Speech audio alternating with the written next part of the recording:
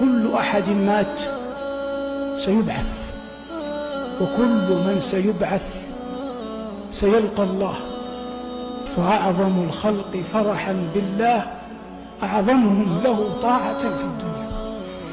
وكلما كان للإنسان أعمال صالحة، خطوات يتذكر أنه قد مشاها إلى الله، أموال يتذكر أنه أنفقها من أجل الله، والده في قعر البيت يتذكر أنه برها من أجل الله، والد قد احدودب ظهره يتذكر أنه وفى له من أجل الله، مسكين وارى سوءته وأطعمه من أجل الله، غضبة غضبها ثم سكت وتنازل عن حقه من أجل الله، ساعة من الليل قامها لا يرغب فيها أحد ووقف بين يدي الله من أجل الله، لبس إحرامه وطاف بالبيت وسعى بين الصفا والمروة لا يرجو إلا الله، وغير ذلك من أعمال صالحة فعلها قام بها من أجل الله، هذا ينتظر يوم البعث يفرح بلقاء الله. أما عياذا بالله من لم يكن منه إلا الزنا والكفر والفجور والرد والبعد عن المساجد والنأي بالنفس عن مواطن التقوى والإعراض عن تلاوة القرآن، فهذا لا يجد في نفسه باعثا أنه يحب الله. والنبي صلى الله عليه وسلم يقول: من أحب لقاء الله أحب الله لقاءه. اللهم ارزقنا أعمالا تعين على أن نحب لقاءك. وإن من أعظم العباد حرمانا من لم يفرح يوم يلقى الله.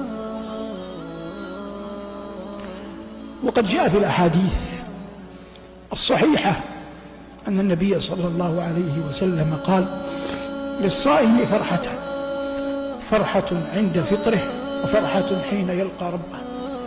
فإذا قدر لك أن تصوم فرضا أو نفلا أو قضاء أو نذرا وهممت بأن تناول إفطارك فتذكر يوم تلقى الله وقل في دعائك: اللهم كما أفرحتني في الدنيا بأن أتممت صيامي فارزقني الفرح يوم لقائك.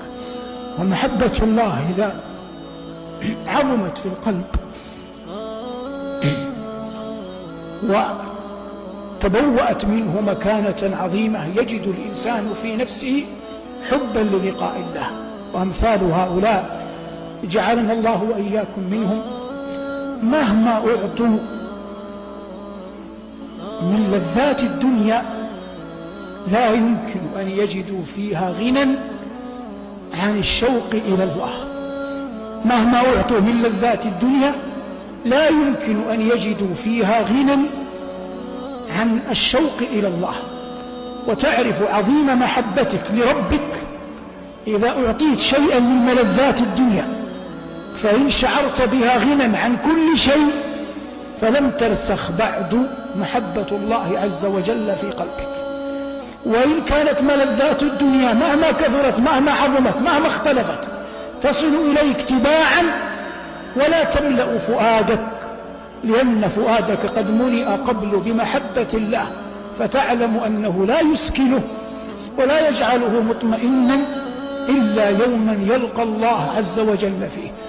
والله لا توجد في الدنيا فرحة كبرى. الفرحة الكبرى يوم يلقى المؤمن الله